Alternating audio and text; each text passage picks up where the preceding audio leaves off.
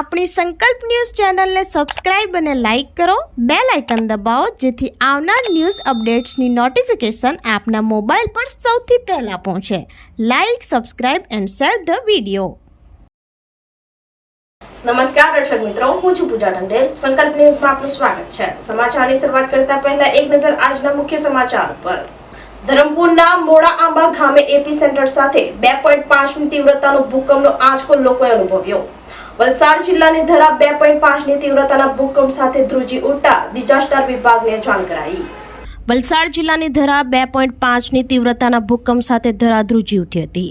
Valsad disaster વિભાગે check કરતા ધરમપુર તાલુકાના મોડા આંબા ગામમાં મંગળવારે સવારે ભૂકંપનું એપી સેન્ટર હોવાનું જાણવા મળ્યું હતું. ધરા ધ્રુજી હોવાની જાણ સ્થાનિક લોકોએ અનુભવી હતી. ઊંચી ઇમારતોમાં રહેતા લોકોએ ભૂકંપનો અનુભવ કર્યો હતો. મહારાષ્ટ્ર બોર્ડર નજીક આવેલા ગામોમાં ભૂકંપ અનુભવાયો હતો. કોઈ નુકસાની કે અન્ય કોઈ ઘટના બની ન હોવાનું ડિઝાસ્ટર વિભાગે જણાવ્યું હતું. ભૂકંપની અનુભૂતિ થતાં સ્થાનિક લોકોએ તાત્કાલિક ડિઝાસ્ટર વિભાગની ટીમને જાણ કરી હતી. વલસાડ ડિઝાસ્ટર વિભાગની ટીમે ચેક કરતા 2.5ની તીવ્રતાનો ભૂકંપનો આંચકો આવ્યો હોવાનું અને તેનું એપી સેન્ટર ધરમપુર તાલુકાના મોડા આંબા ગામમાં હોવાનું જાણવા મળ્યું હતું. આ ભૂકંપના આંચકા વલસાડ જિલ્લાના અનેક વિસ્તારો અને મહારાષ્ટ્રની બોર્ડરના ગામોમાં સ્થાનિક લોકોએ અનુભવ્યો હોવાનું જાણવા મળ્યું છે.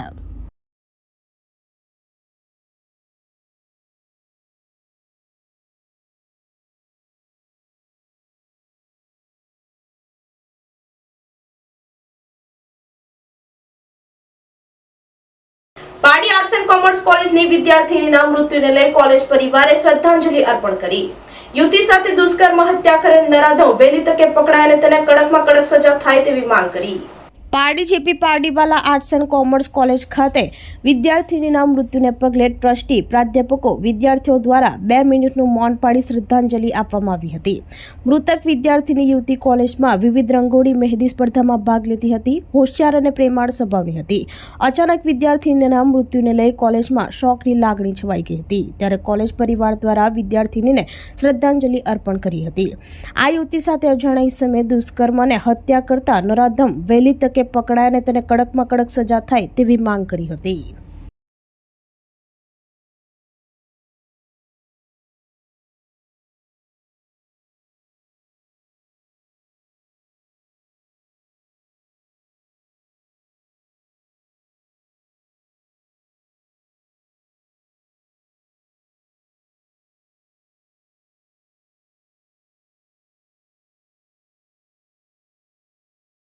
અમારા કોલેજમાં એક વિદ્યાર્થીનીનું 14/11/2024ના રોજ એક અકસ્માત રીતે એનું મૃત્યુ થયું હતું. જેના સંદર્ભમાં અમે આજે વિદ્યાર્થીઓ સાથે એક શ્રદ્ધાંજલિ કાર્યક્રમ રાખ્યો હતો, જેમાં ખૂબ જ મોટી સંખ્યામાં વિદ્યાર્થીઓએ હાજરી આપી હતી. આ વિદ્યાર્થીની અમારી કોલેજની અંદર ખૂબ જ પ્રેમાળ હતી અને ખૂબ જ હોશિયાર છોકરી હતી. રંગોળીમાં કે મહેંદી સ્પર્ધામાં કે દરેક જગ્યાએ, દરેક પ્રવૃત્તિમાં જે અવ્વલ નંબર પર આવતી હતી અને ખૂબ જ સહકાર પૂરતી આપતી છોકરીઓ હતી અને બહુ હસતી ખુલતી છોકરી હતી. અને એમનું અચાનક જ આ રીતે અમને સમાચાર મળ્યા કે મૃત્યુ થયું છે, તે બદલ અમે કોલેજ પરિવારના તમામ ટ્રસ્ટીગણ, કોલેજ પરિવાર અને વિદ્યાર્થીઓનો ખૂબ જ દુઃખની લાગણી અનુભવી છે. અમે એટલી જ આશા રાખીએ છીએ કે આ વિદ્યાર્થી સાથે જે દુષ્કર્મ થયેલું હતું અને ત્યારબાદ એનું મર્ડર જે કરવામાં આવ્યું છે અને તે નરાધમો જેમ બને તેમ જલ્દીથી પકડાઈ જાય અને એમને કડકમાં કડક સજા થાય તેવા તમામ વિદ્યાર્થીઓ અપેક્ષા સેવી રહ્યા છે. વલસાડના કોસંબા ન્યૂ એસકે મોબાઈલ શોપમાં આગ લાગતા મોબાઈલ અને એસેસરીઝ બળીને ખાક. વલસાડ તાલુકાના કોસંબા પ્રાથમિક શાળા પાસે ન્યૂ એસકે મોબાઈલ રિપેરિંગ અને મોબાઈલ એસેસરીઝની દુકાન આવેલ છે. જે દુકાનના સંચાલક સોમવારે દિવસ દરમિયાન આવેલા મોબાઈલ રિપેરિંગની કામગીરી કરી રહ્યા હતા. રિપેરિંગમાં આવેલા અન્ય મોબાઈલો દુકાનમાં મૂકી દુકાન બંધ કરી ઘરે ગયા હતા. રાત્રે 10 વાગ્યા બાદ દુકાન પાસેથી પસાર થતા સ્થાનિક લોકોને બંધ દુકાનમાંથી ધુમાડો નીકળતા જોઈ તાત્કાલિક દુકાનની આસપાસમાં રહેતા સ્થાનિક લોકોને ઘટના અંગે જાણકારી આપવામાં આવી હતી. સાથે ન્યૂ એસકે મોબાઈલ રિપેરિંગના દુકાન સંચાલકને ઘટનાની જાણ કરાઈ હતી. ઘટના અંગે વીજ કંપની અને પાલિકાની ફાયર ફાઈટરની ટીમને જાણ કરવામાં આવી હતી. આગની ઘટનાની જાણ વલસાડ વીજ કંપની ટીમને થતાં સ્થળ ઉપર આવી પહોંચી કોસંબા અને આસપાસના વિસ્તારમાં વીજ પુરવઠો બંધ કરવામાં આવ્યો હતો. વલસાડ નગરપાલિકાની ફાયરની ટીમે પાણીનો મારો ચલાવી આગ ઉપર કાબુ મેળવ્યો હતો. આગની ઘટનામાં રિપેરિંગમાં આવેલા મોબાઈલ અને મોબાઈલ એસેસરી બળીને ખાક થઈ ગઈ હતી. વલસાડ સિટી પોલીસની ટીમ ઘટના સ્થળે પહોંચી તપાસ હાથ ધરી હતી.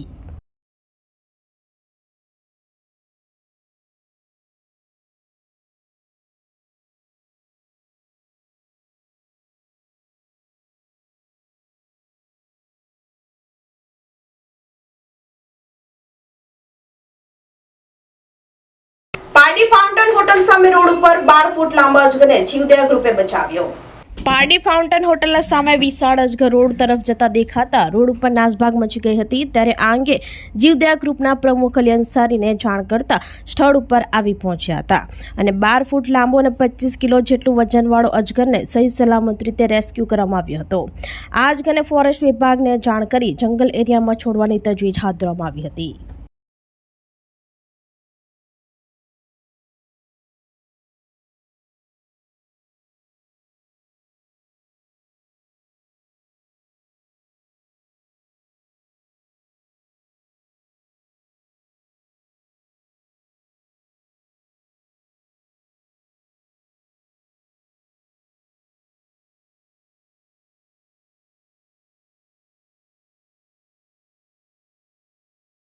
આજરોજ ફાઉન્ટેન હોટલની સામે એક વિશાળકાય અજગર દેખાતા હર્ષભાઈ પાંચાલે મને ફોન કર્યો.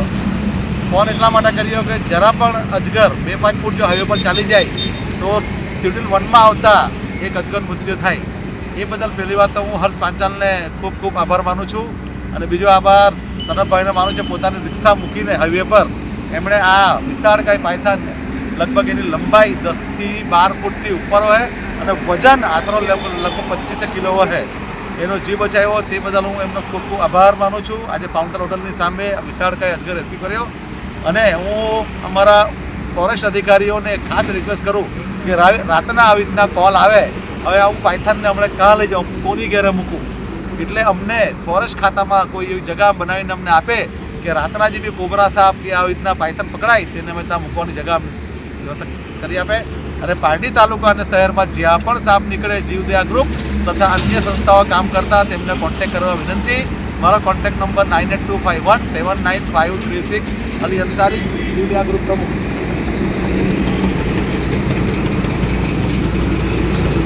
ઉમરગામના મોહનગામમાં આદિવાસી અમૃત કુંભ મહોત્સવ રથયાત્રાનું ધારાસભ્ય ઉમરકાબેન સ્વાગત કર્યું. ઉમરગામ પારડી વાપીના ₹8.10 કરોડના 336 કામોનું ખાતમુહૂર્ત અને ₹53 લાખના 16 વિકાસના કામોનું ઈ-લોકાર્પણ કરાયું.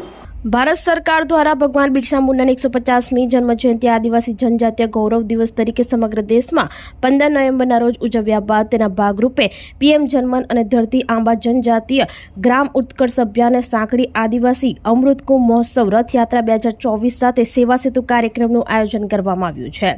જે અંતર્ગત ઉમરગામ તાલુકાના મોહનગામ ખાતે આદિવાસી અમૃત કુંભ મહોત્સવ રથયાત્રા આવી પહોંચતા ધારાસભ્ય રમણલાલ પાટકર અને જિલ્લા કલેક્ટર નેમેશ દવેને ઉષ્માભેર સ્વાગત કર્યું હતું. આ પ્રસંગે ઉમરગામના ધારાસભ્ય પોતાના ઉદ્બોધનમાં ઉમરગામ તાલુકામાં વાલી, ધોળી અને હળપતિ સમાજની બહુધા વસ્તી હોવાનું જણાવી આદિવાસી સમાજને ક્યાં ક્યાં લાભો મળી રહ્યા છે અને કોણે કઈ કઈ યોજનાઓ લાભો લીધા છે તે અંગે માહિતી મેળવી હતી. ઉપસ્થિત આદિવાસી સમાજના જે બાંધવોએ સરકારની યોજનાના લાભ ન લીધા હોય તો તેમને પણ સરકારની યોજનાના લાભ લેવા માટે આગ્રહ કર્યો હતો.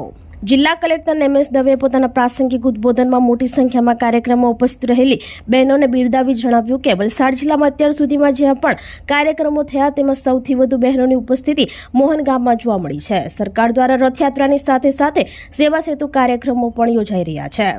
આ પ્રસંગે ધારાસભ્યએ ઉમરગામ, પારડી અને વાપી તાલુકામાં ₹8.10 કરોડના કુલ 336 કામોનું ખાતમુહૂર્ત અને ₹53 લાખના કુલ 16 વિકાસ કામોનું ઈ-લોકાર્પણ કર્યું હતું. વિવિધ યોજનાના લાભાર્થીઓ પોતાના પ્રતિભાવો આપ્યા હતા. કાર્યક્રમના અનુસંધાને આપણે 53 લાખના લોકાર્પણ ને 8 કરોડ 10 લાખના ખાતમુહૂર્તના કામોનું પણ આપણે શુભારંભ કર્યો. 15મી તારીખે જ્યારે ધરમપુરમાં કાર્યક્રમ હતો ત્યારે આપણે 59 કરોડના કામોના ખાતમુહૂર્ત અને લોકાર્પણ કર્યા હતા. ગત વર્ષે પીએમ જનજાતિ ઉત્કર્ષ અભિયાન આપણે ચલાવ્યું હતું. એમાં 38,000 લોકો વલસાડ જિલ્લામાંથી લાભાર્થી હતા. આ એક વર્ષ દરમિયાન તેમને આધાર કાર્ડ, આયુષ્માન કાર્ડ, જાતિના દાખલા, આવાસ એ તમામ પ્રકારના લાભો આપણે એને સેચ્યુરેશનની નજીક પહોંચ્યા છીએ.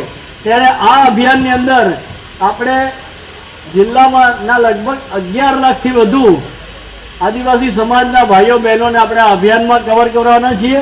આખા જીવનની અંદર પરિવર્તન કરવા માટેનું જેને યોગદાન આપ્યું છે એવા 2-4 જે નામો છે એ તમે ખાસ યાદ રાખજો.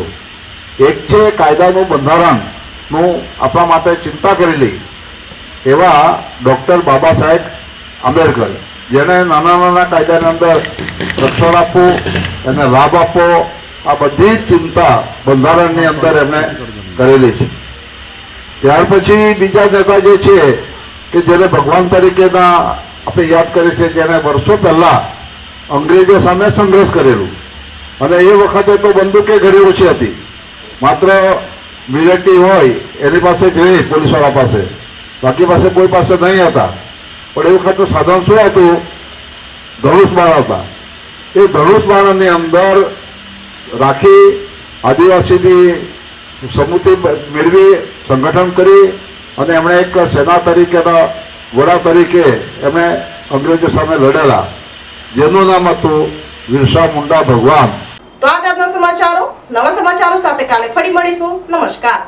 આપણી સંકલ્પ ન્યૂઝ ચેનલને સબસ્ક્રાઇબ અને લાઇક કરો, બેલ આઇકન દબાવો જેથી આવનાર ન્યૂઝ અપડેટ્સની નોટિફિકેશન આપના મોબાઈલ પર સૌથી પહેલા પહોંચે. Like, subscribe and share the video.